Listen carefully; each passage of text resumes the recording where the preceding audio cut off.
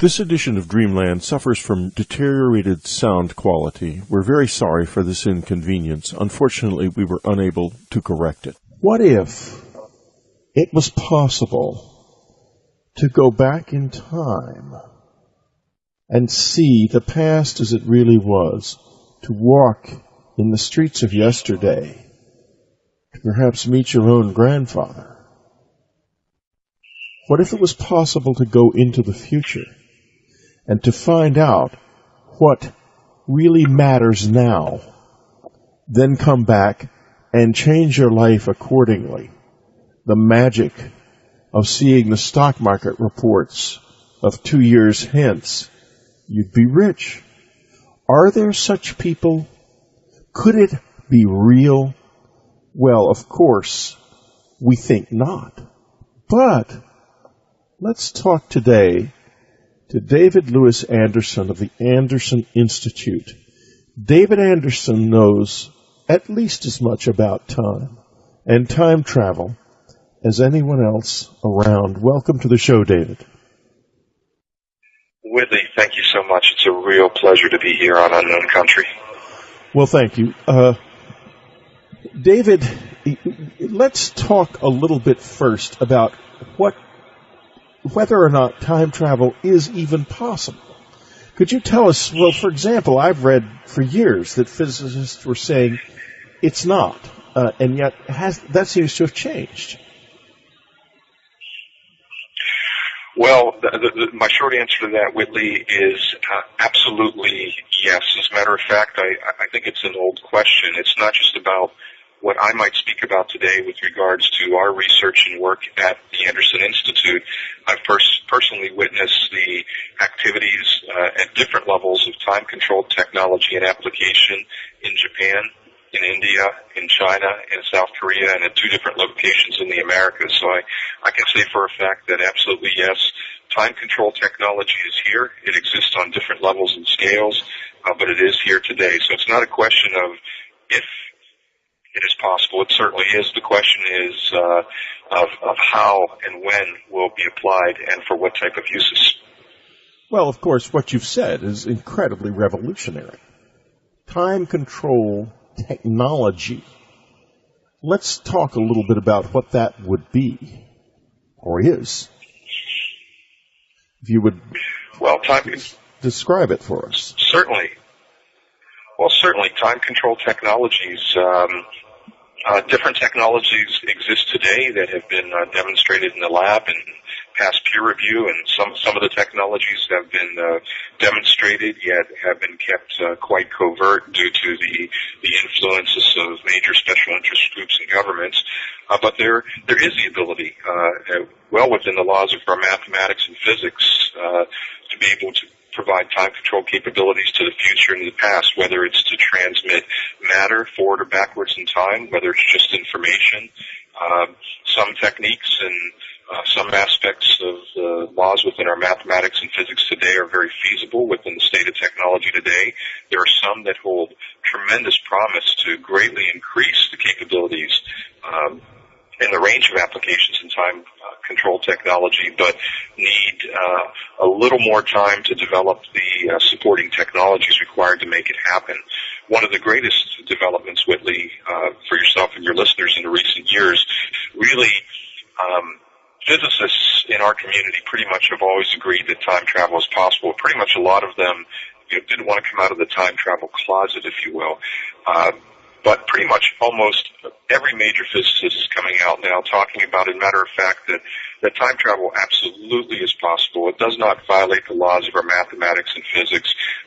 You have physicists even as well known as Stephen Hawking, who now acknowledged and came out publicly stating that he believes in parallel universes and time travel. The real revelation that has happened is that we're finding new ways to accomplish this at a very relatively low input power, something that was quite difficult in previous years. Yeah, because Stephen Hawking's comment was always that it was apparently was possible. He changed his position in 1993, I believe, but that it probably wasn't practical. And this is what's so interesting, because you're saying basically that it is practical. It can be done. Absolutely. We've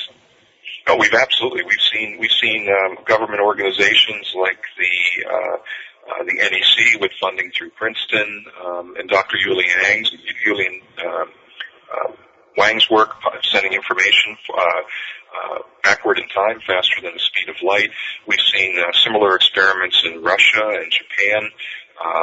We've seen the application of time warp fields in many different forms. We've seen University of Connecticut. I know a lot of people are paying a lot of attention to Dr. Mallet today and what he's proposing using circulating light beams. And I know a lot of people may be surprised by it, but one of the reasons why I'm pleased to be on your show, it's not just to talk about the technology today. It's also it's inevitable, but it's also necessary to speak about the fact that a lot of these governments and special interest groups holding control of this technologies do not want to make it visible. They do not want to make the public aware of it. It's a very, very difficult and complex situation. But the issue now, and one of the reasons we have come forward more publicly now, as you know, we pretty much, I'll say we went dark for the last 5 years while we were continuing with our work. But we've come forward now because it's no longer a question of if or what if the technology is available and we can send information forward and backward in time or send matter forward and backward in time. The capabilities exist there now, not just at the Anderson Institute. This isn't a promo or commercial about the Anderson Institute. It's a message that I want to get out to people all around the world that this technology, as amazing as it is, could have catastrophic consequences for the people of this planet. It can also have amazing benefits, but we've come forward, and we're pleading with other agencies and organizations to come forward, and we hope they will in different countries around the world, because we have to talk about how the technology is used responsibly. And that's one of the reasons why you don't see it. But again, that's no different. Anytime we've seen a revolutionary technology develop before, typically the public is not made aware of it until about 15 or 20 years, 25 years sometimes afterward, when it's convenient for the governments and the special interest groups. But we have to understand really what the potential power, benefit, and financial implications are of a technology like this. You say that it could have catastrophic consequences and also benefits. What are some of the consequences that you fear could arise? Oh, wow. We could, some of the consequences. If the technology was displayed publicly, first off, and it's one of the things we're campaigning for and we'll probably talk about during the show, is that it must be quickly regulated. And the actual science behind it needs to be kept secret to avoid abuse. But some of the benefits of time control technology, with time control technology, we could answer some of the greatest questions about history. We could research and catalog, say, extinct species of plants and animals. We could, instead of guessing at what, say, the dinosaurs look like, we could actually observe them and see how they behaved. The way we look at those today, they're mostly theories. But with time travel, we'd know exactly how evolution occurred in different parts of history. Also, events in history that were disputed could be viewed, studied, and documented. Of course, there's tremendous consequences to that as well.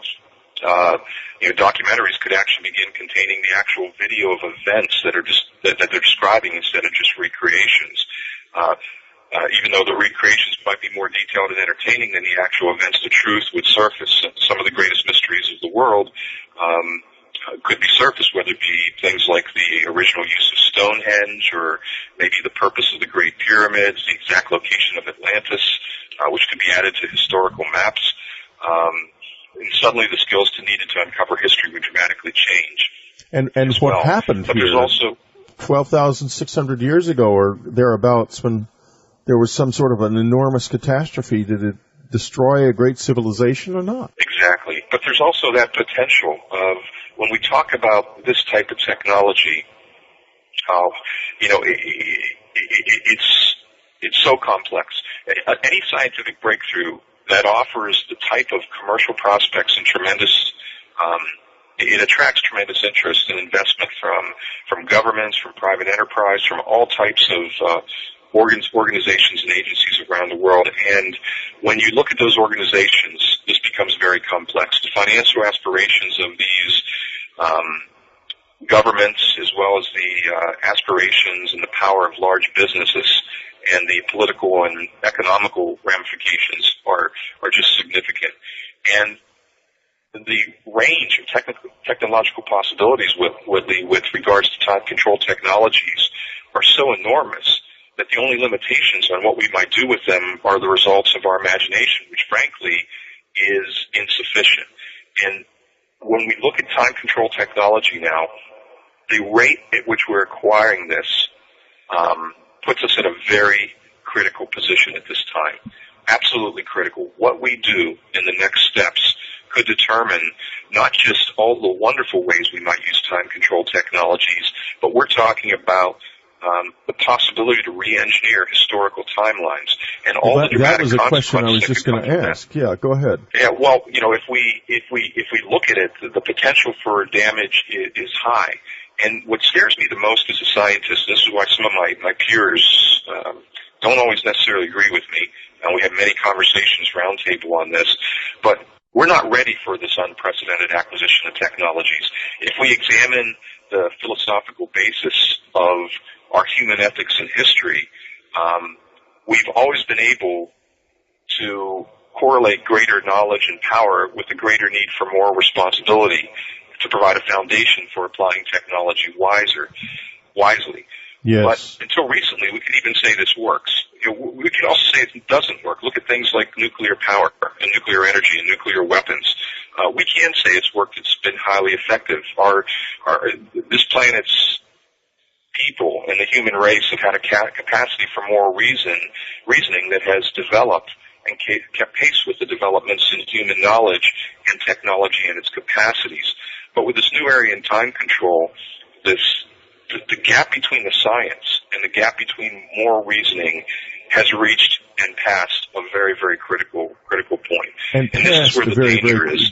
Critical point. We're going to take a little break. We'll be right back, folks.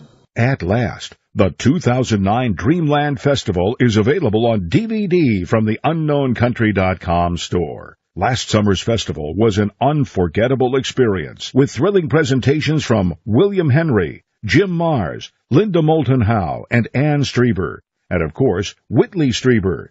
Don't miss this extraordinary DVD. Get it today from the UnknownCountry.com store. And subscribers, look for a huge $10 off coupon in the UnknownCountry.com subscriber section. Go to UnknownCountry.com and click on the store tab right now. Get your copy today. You're listening to Whitley Strieber's Dreamland. This is the edge of the world. We're talking to David Anderson, his website, AndersonInstitute.com.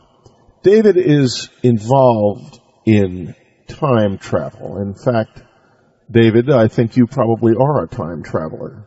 You even know something about that.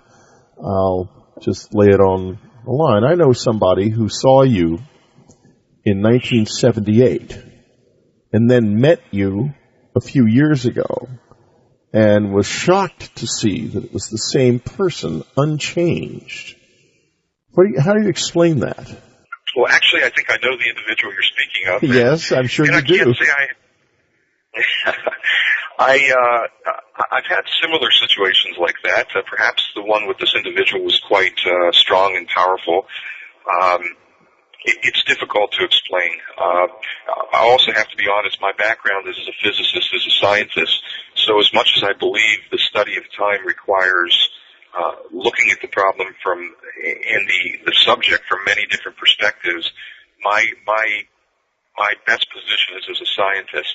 I do have many friends, though, who would say that many times these types of deja vu or visions are many times where we might briefly become in touch with a parallel universe. That would be their opinion. For myself, yes. I still tend to be quite mystified with these types of observations. So it would seem possible, perhaps, that you do travel in time, but you just haven't started yet. Could that be it, or have you traveled in time? That's a complicated question. We have been very active with many different types of experimentation, and we have done work with both matter and information forward and backwards in time. And some of these I do have what I want to say, a personal and professional obligation not to talk about. But with regards to myself, I would not say that I am a well-experienced time traveler. Why don't we just leave it at that? But there are such people. I think that if you statistically look at some of the evidence, I think a lot of people could make an argument. You always have people and you always have groups that talk about the evidence of many types of distinguished and reputable people, whether it be kings, princes, kings, government officials, lay people who have seen UFOs that are potentially time travelers from our future. There's a lot of theories out there. Again, Whitney, you catch me at a disadvantage because my strength is more in the area of science than in speculating about these things. But I think the most important thing is, a lot of people look at this subject and they try to categorize it and put it in a little box and put a label on it.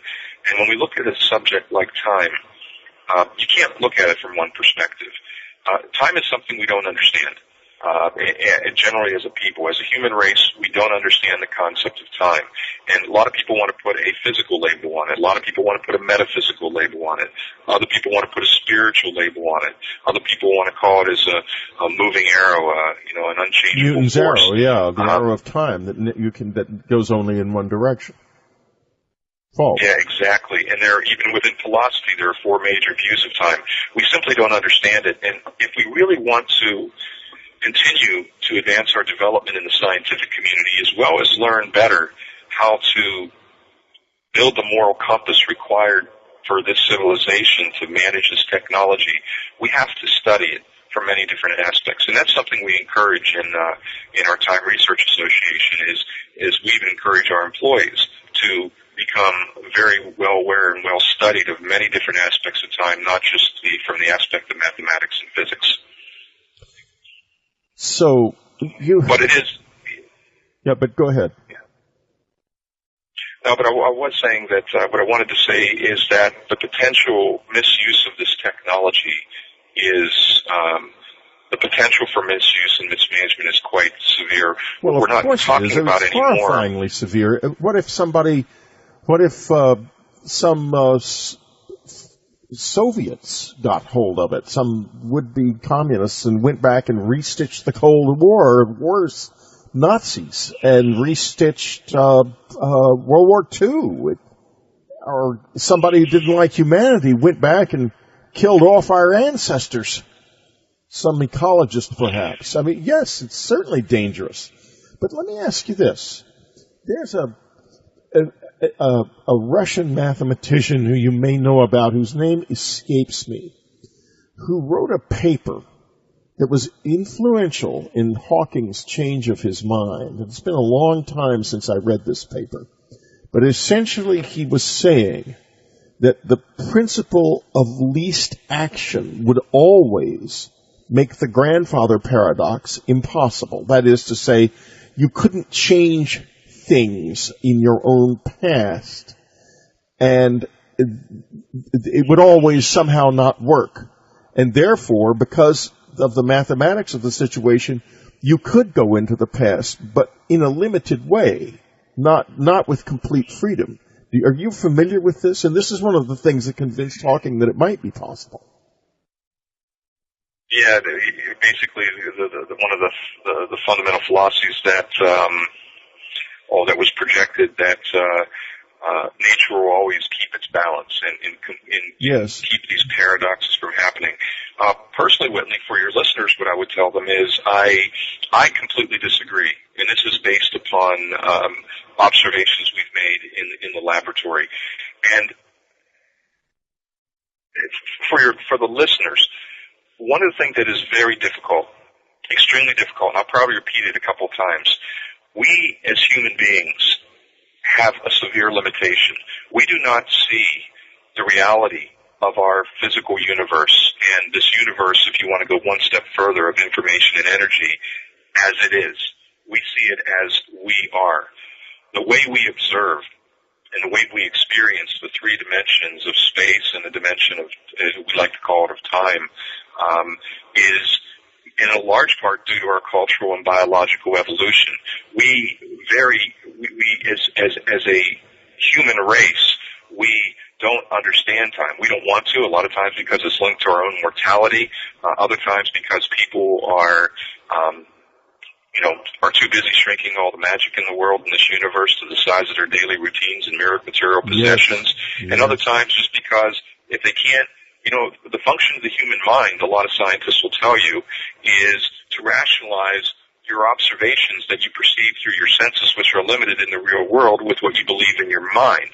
And with all those limitations, we do not see time and space the way it is. We see it the way we are. And for those of you who would disagree with that, listening to the show, look at some of the basic cultures.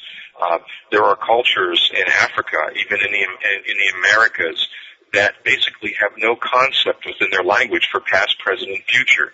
Time doesn't exist for them. They never talk about the temporal quality of an event. They only talk about the quality of the event's occurrence. They never talk about things in terms of past, present, and futures. Entire cultures that exist on this planet today, in more limited numbers, as our thinking gets narrower and narrower through the generations, sometimes I feel, that's proof that time is a product of our own biological and cultural evolution and severely limited by our senses.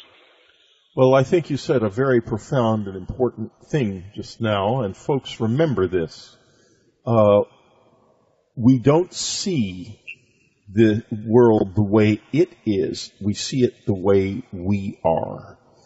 That is a great key to the kind of mind opening that this website and this program are all about. So thank you for those very valuable words, David. David Anderson's website, by the way, is andersoninstitute.com. And David, can you tell us some of the ways people can get involved? In other words, what can they do on your website? What would you like somebody coming to your website for the first time to do? Well, the first thing I'd like to say is, the first thing I'd like to say it's a beautiful website, folks. It's very complex. So give him some time. He'll figure it out. What would you like us to do there? Well, there's so many messages. The first is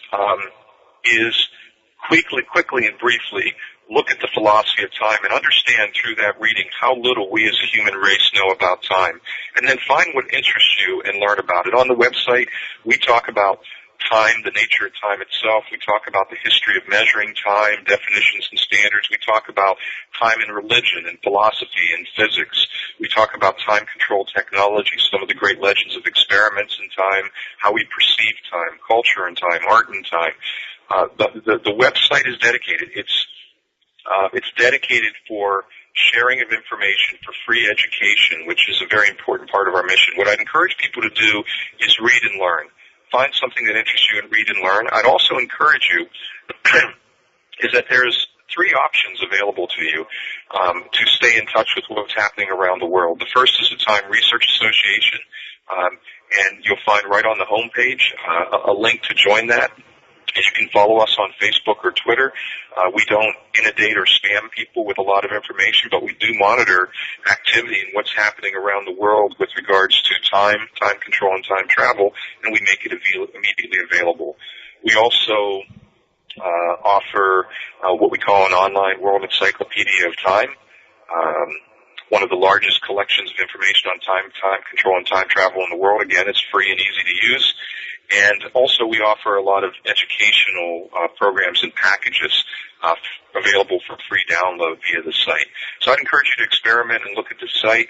And as you're doing that, I know, Whitley, I'm probably going on a little bit long here because I'm trying to think of the right way to couch the words. No, we're fascinated, believe me. The absolute only way we're going to avoid say, the first great time war between all these countries that are developing time travel. Whitley, you said it earlier, and I hate to put the label on it, but countries will attempt to destroy each other, and even in some cases before they even exist, by re-engineering historical timelines. These technologies are being applied. The consequences, everybody, are severe. We're not talking about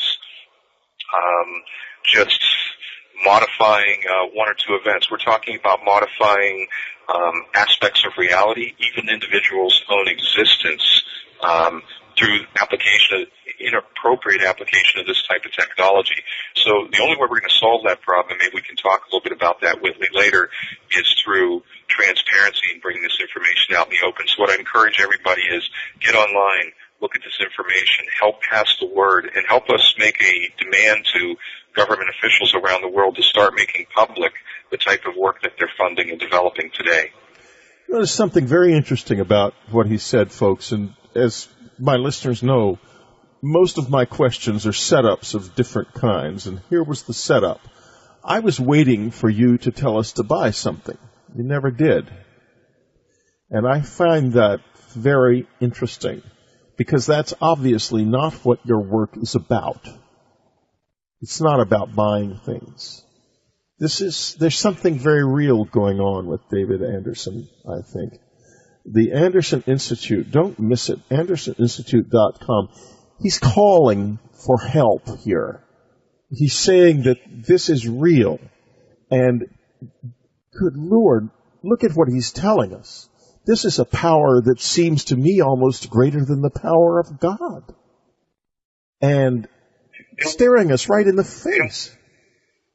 And Whitley, would it be possible, could I offer just a few words on this to your listeners who might come visit the site? Why don't we do that in just a moment, because we have to take a break.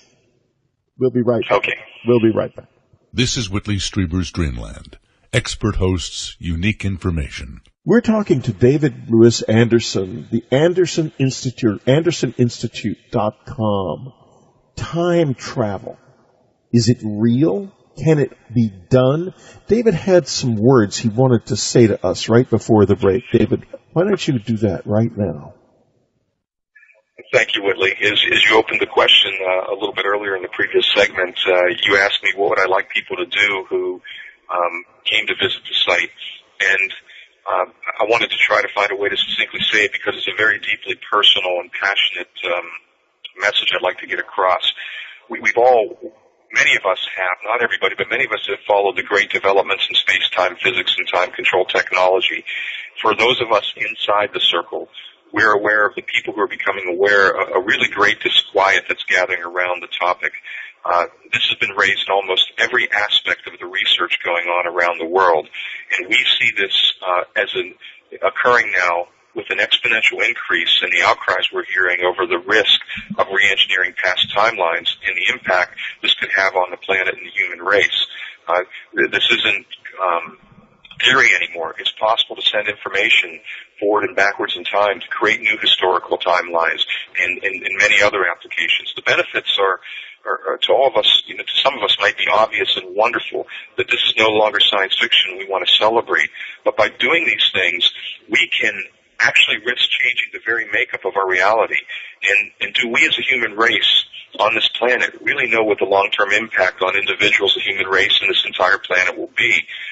When you look at this, I want you to try to think about what are the benefits, but more importantly, how does one judge what is really useful? There's a very complex web of interdependencies that characterize any reality. And when we start re-engineering timelines, honestly, to other than those of us who are totally enthralled with the technology for the sake of the technology itself, the ability to characterize that complex web of interdependencies and the impact it could have seem well beyond our capacity to predict the impact. How is this going to affect human evolution? If we manipulate history, we might be forcing an unnaturally and quick rate of change. It's not saying, and please for my peers out there, I don't want to get a lot of hate mail from scientists all around the world, it's not saying we should stop our developments in this area. It's simply to point out that we, and we need your help as listeners, must insist and become aware of the awesome implications of the new area of science. The most urgent questions that arise have more to do with ethics than the actual technology in the laboratory of generating closed timeline curves and all the science that goes into making these applications possible. The challenge is really now with correctly applying our knowledge and using this power in relation to the new possibilities, and as we open up these new applications. These are the issues. It's simply no longer beyond the bounds of possibilities to do this. So how do we handle the new knowledge? It's really a question of what to do with it. We have the ability to look in the future. What do we do with this knowledge, and how do we handle it? Who should have access to this knowledge, given its social and personal implications in relation to anything and anyone? As you read through this information, I ask you to understand and challenge yourself to think about that. And if you do believe and are concerned about just some of these few questions raised by time control, technology researches and applications, I would challenge you to read more, learn more, network more, and study what's going on around the world and demand more from special interest groups, industry, governments, to come forward with the work that they have been funding. In the end, what special interest group in particular are you referring to? Is there any one that you could tell us about, or two? Any one or two special interest groups. Yeah, could you identify any of the groups we might want to contact? Yeah, well, first off, governments, because governments do fund quite a bit of work. There are a lot of private companies as well that keep pretty private on this front. And I don't want to play into the conspiracy theory arena too much, but we're talking about an advanced technology that could reshape power generation methods being used today. And a lot of that naturally becomes suppressed by the special interest groups. These groups, Whitley, might usually be related to the oil industry, to whom the current generation technology is profitable. We have to be careful here when we talk about free energy, too, and I just dropped the word free energy into the show here. The context of the term free energy is not well defined. We talk about things like thermodynamic energy, solar energy. Generally, when we use the term free energy, it's reported to be about things like zero-point energy grids and perpetual motion and things like that. Remember, we're not talking about this. We're talking about harnessing a natural occurring capability, an energy source within our reach of technology today and using it for time control and time travel. But I think the greatest special interest groups that this comes from, Whitley, would be those that are achieving profit through current energy generation. And I just realized I skipped a note. One of the interesting fallouts of time control technology for us isn't just time control technology. It's using effects within curve space time for new ways of generating energy. Okay, and this is a little bit unique to what the Anderson Institute is doing. And we have two problems at our end, Whitley, which makes our situation doubly complex. We're not just talking about the time control technology, which governments do want to keep secret. I mean, that's been just like with any technology that might provide them a way of continuing their survivability through the ages. Governments have a natural tendency to want to keep technology which could be used as a competitive advantage or an advantage in sustaining their economy and existence private, but also it gets complex because of the energy generation side. With the ability to generate large amount of energy through some of these different technologies that enable time control as well. And when we get to there, then we start talking about the oil industry and other energy generation industries surrounding the fossil fuel area. Well, of course we do, and we end up in a situation where you could have, for example, there's a little company in Dublin called Steorn, which has apparently developed a free energy device, and it's quite conceivable that someone like the chairman of Exxon might really not want that to happen. Could he send somebody back in time to make sure that Steorn disappears not only from the face of the earth, but also from our memory entirely. So we don't even know we don't even know it's gone. That's a power that's absolutely terrifying that anyone would have ever. Good for good or evil, frankly. Absolutely. The application of this technology for good, we talk about the opportunity to travel to the future and bring back information of new cures for diseases that are plaguing this planet or perhaps giving us information to avoid things, but there are equally very, very dangerous possibilities from applying the technology. And this is where we need everybody's help. In the end, the solution would be in the problem again that what we really face is what choices do we make in the face of growing options that time control science and technology are providing us. Again, this could very well affect our concept, your concept, my concept, Whitley, your concept as well as your listeners of what it means to be human. So it's conceivable that the human race, if the human race uses this newly found knowledge and skill skillfully, it could foster, a greater unity with each other and life as a whole, being part of the same dynamic web of information and energy. You started touching on parallel universes before. I'd like to skip right by that and say really what we are living in is a dynamic web of information and energy. But many people are, including myself, are becoming very increasingly worried about the short and long-term consequences of applying time control technology.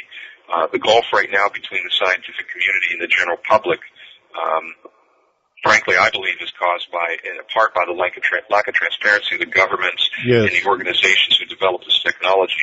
And if we want to avert that great time war, we need to demand transparency of the technology. And that onus to all my colleagues out there who might be listening to the show needs to be on the scientific community to demonstrate that there aren't any negative consequences in the application of this technology or that it can be controlled, and most importantly, to adopt complete transparency on all the possible limitless implications that this technology could have for any one of us as an individual, the human race, and some people even go as far as to say, Whitley, even in this very reality.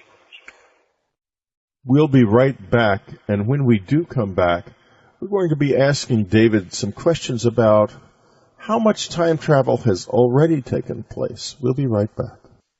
We're talking to David Anderson, his website, AndersonInstitute.com. That's AndersonInstitute.com.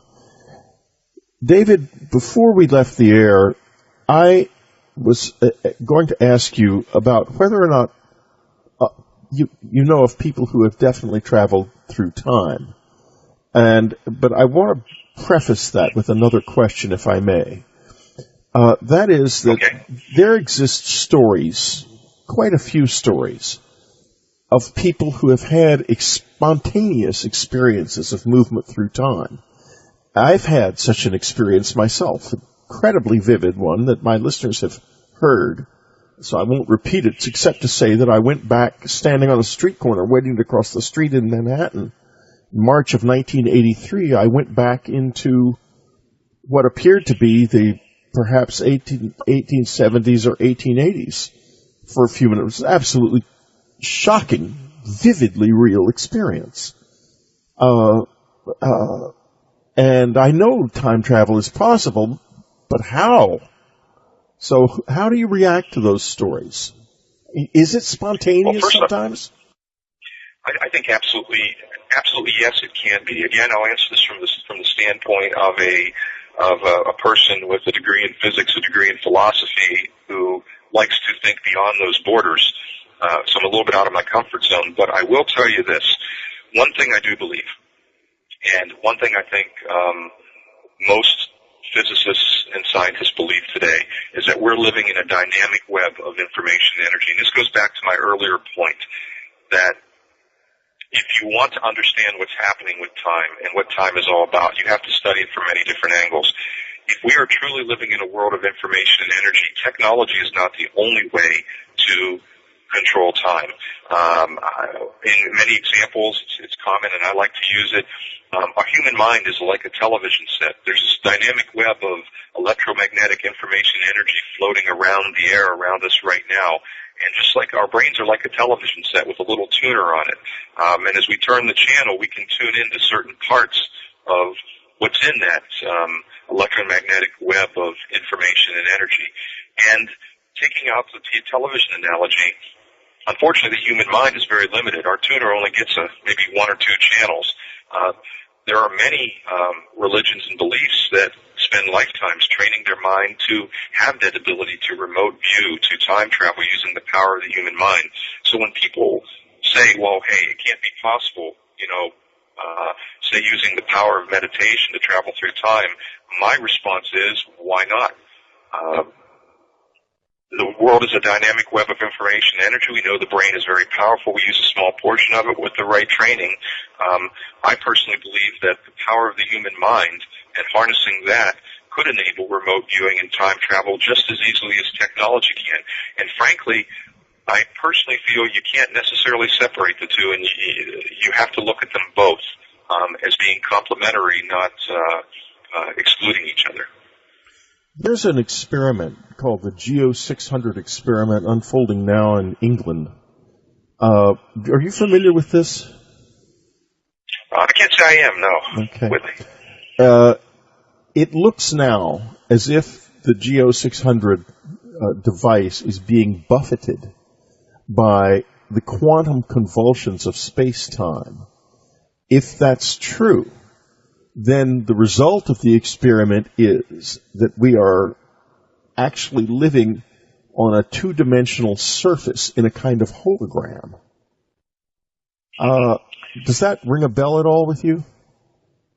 Absolutely, and it goes back to the statement: we don't see the world the way it is. We see the world in reality the way we are, and there is that analogy, and I got to tell you, I'll drop in two of my favorite books on, and this all ties back, so I'll make a little loop with it, and I promise I'll come back in less than 60 seconds, but one of my favorite books on time travel, one in physics is Space-Time Physics by Taylor and John Archibald Wheeler, but the other one is Edwin Abbott's Flatlands, written back in the 1880s, and he talks about these mythical two-dimensional creatures living in a two-dimensional world like dots on a piece of paper, sliding around, bumping into walls, until one day a three-dimensional object passes through the paper.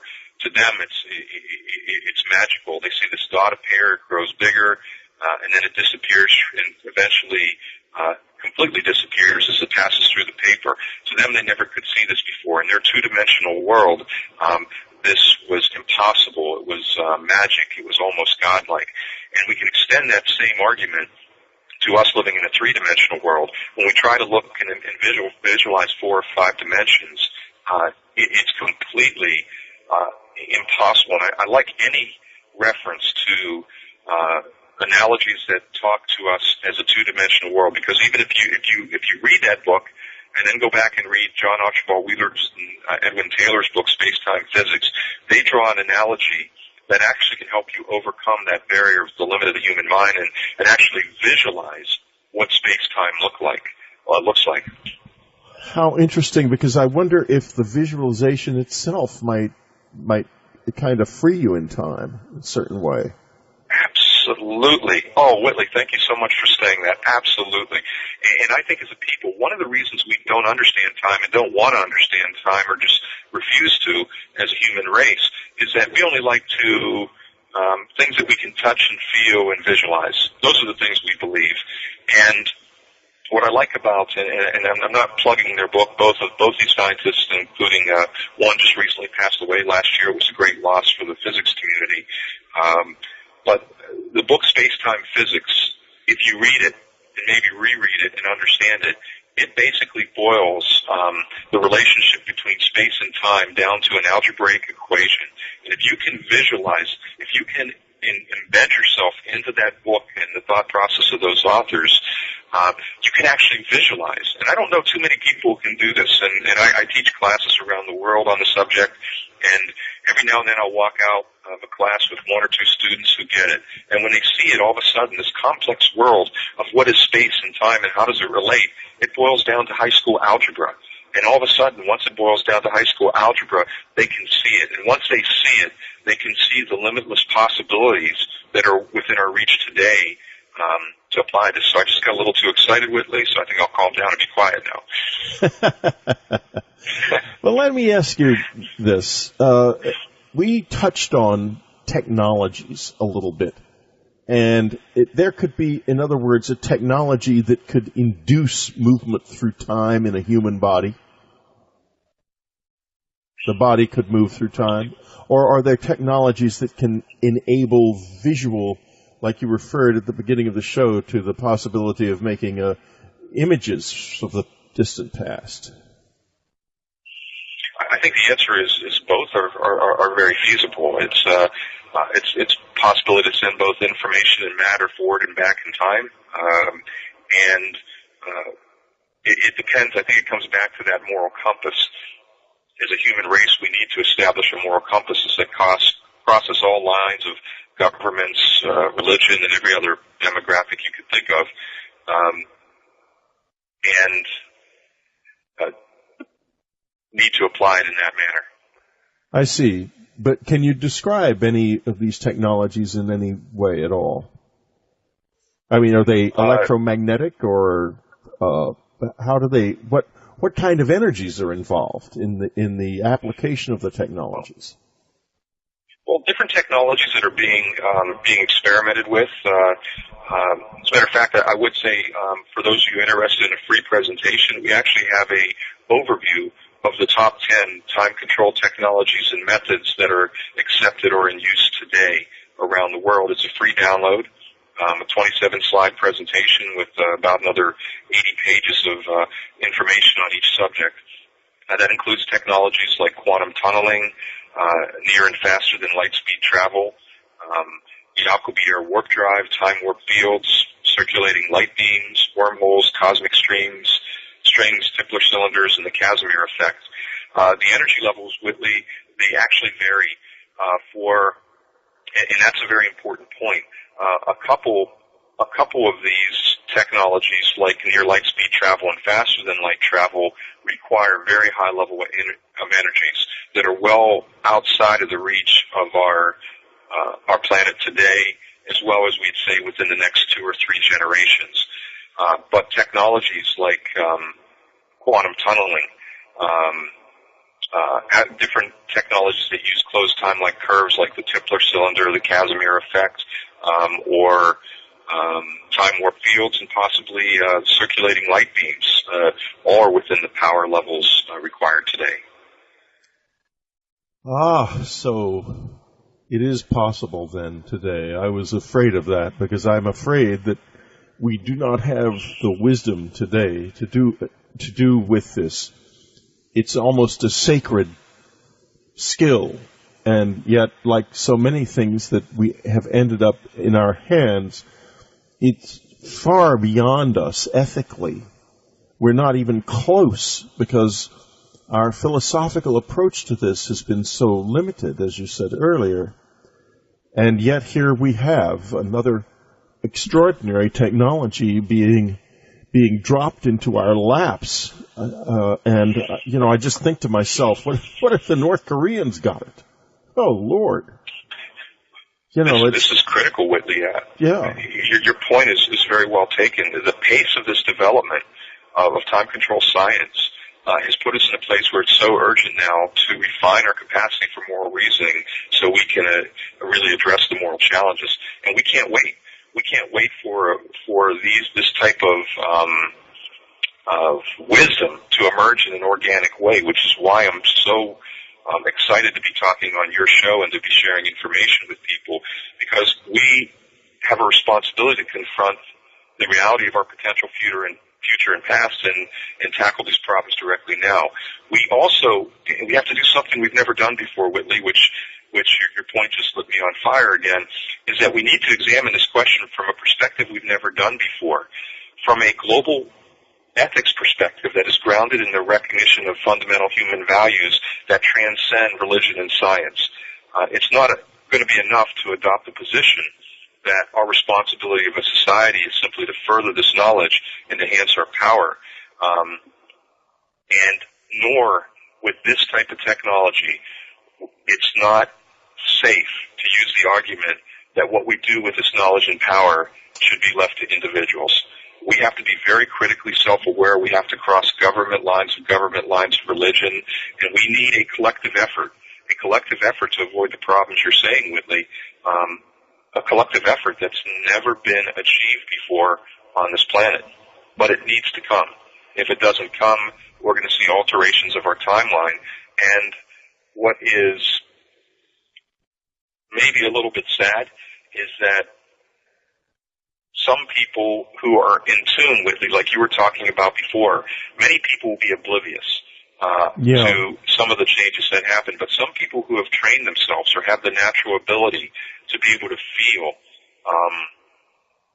say, be the human TTDs that we always talk about in our lab, TTD being a temporal tremor detector. It's something that we use in the lab and when we're trying to evaluate what's happening in other parts of the world. There's some human beings that act just like that. They have the natural skill or ability or have developed it through training of their own mind to sense these things.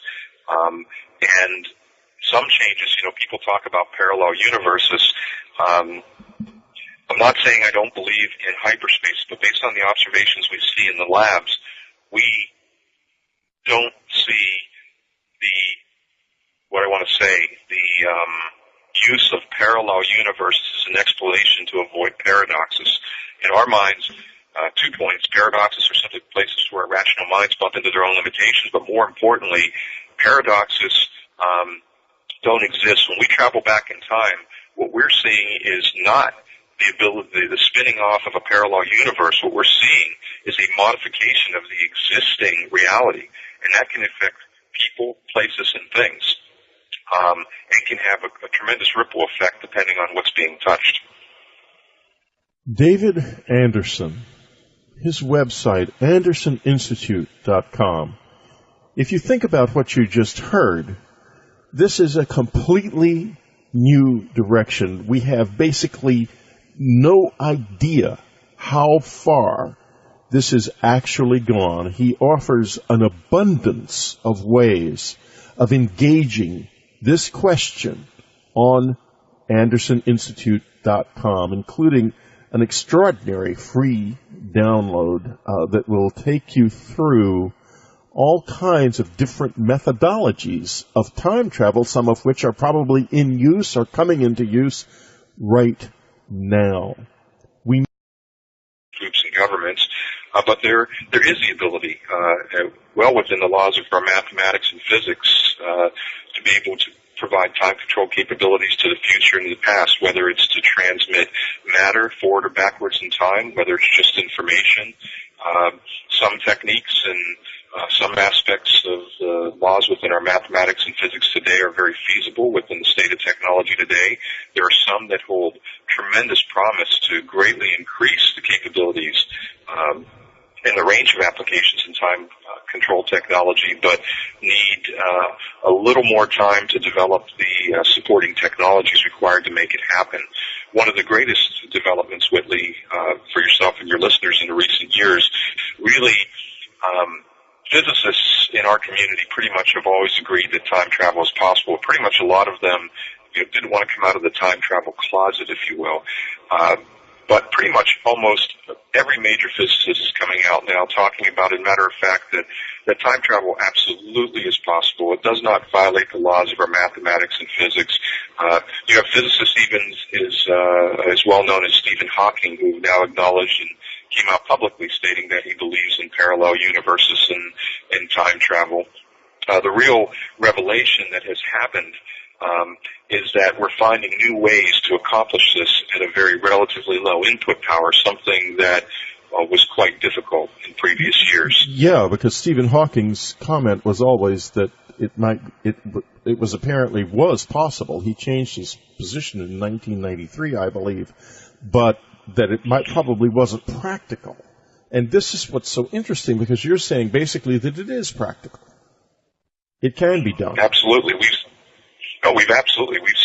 seen government organizations like the NEC with funding through Princeton, and Dr. Yulian Wang's work, sending information backward in time faster than the speed of light.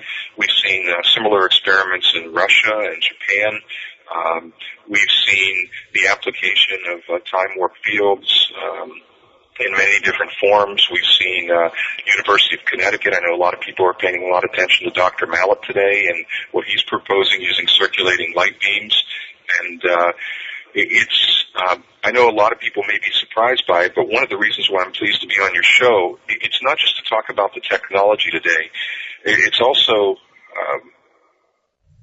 it's inevitable, but it's also necessary to speak about the fact that a lot of these governments and special interest groups holding control of this technologies do not want to make it visible.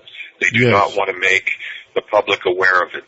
It's a very, very difficult and complex situation, but the issue now, and one of the reasons we have come forward more publicly now, as you know, we pretty much, I'll say we went dark for the last 5 years. This edition of Dreamland suffers from deteriorated sound quality. We're very sorry for this inconvenience. Unfortunately, we were unable to correct it. What if it was possible to go back in time and see the past as it really was, to walk in the streets of yesterday, to perhaps meet your own grandfather? What if it was possible to go into the future and to find out what really matters now, then come back and change your life accordingly? The magic of seeing the stock market reports of 2 years hence, you'd be rich. Are there such people? Could it be real? Well, of course, we think not. But let's talk today to David Lewis Anderson of the Anderson Institute. David Anderson knows at least as much about time and time travel as anyone else around. Welcome to the show, David. Whitley, thank you so much. It's a real pleasure to be here on Unknown Country. Well, thank you. David, let's talk a little bit first about whether or not time travel is even possible. Could you tell us, well, for example, I've read years while we're continuing with our work, but we come forward now because it's no longer a question of if or what if the technology is available. We can send information forward and backward in time, or send matter forward and backward in time. The capabilities exist there now, not just at the Anderson Institute. This isn't a promo or a commercial about the Anderson Institute. It's a message that I want to get out to people all around the world, that this technology, as amazing as it is, could have catastrophic consequences for the people of this planet. It can also have amazing benefits, but we've come forward, and we're pleading with other agencies and organizations to come forward, and we hope they will in different countries around the world, because we have to talk about how the technology is used responsibly. And that's one of the reasons why you don't see it. But again, that's no different. Anytime we've seen a revolutionary technology develop before, typically the public is not made aware of it until about 15 or 20 years, 25 years sometimes afterward, when it's convenient for the governments and the special interest groups. But we have to understand really what the potential power, benefit, and financial implications are of a technology like this. You say that it could have catastrophic consequences and also benefits. What are some of the consequences that you fear could arise? Oh, wow. We could, some of the consequences. For years that physicists were saying it's not, and yet that seems to have changed. Well, my short answer to that, Whitley, is absolutely yes. As a matter of fact, I think it's an old question. It's not just about what I might speak about today with regards to our research and work at the Anderson Institute, I've personally witnessed the activities at different levels of time-controlled technology and application in Japan, in India, in China, in South Korea, and at 2 different locations in the Americas. So I can say for a fact that absolutely yes, time control technology is here. It exists on different levels and scales, but it is here today. So it's not a question of if it is possible. It certainly is. The question is of how and when will be applied and for what type of uses. Well, of course, what you've said is incredibly revolutionary. Time control technology. Let's talk a little bit about what that would be, or is. If you would describe it for us. Certainly. Well, certainly, time control technologies, different technologies exist today that have been demonstrated in the lab and past peer review, and some of the technologies have been demonstrated, yet have been kept quite covert due to the influences of major special interest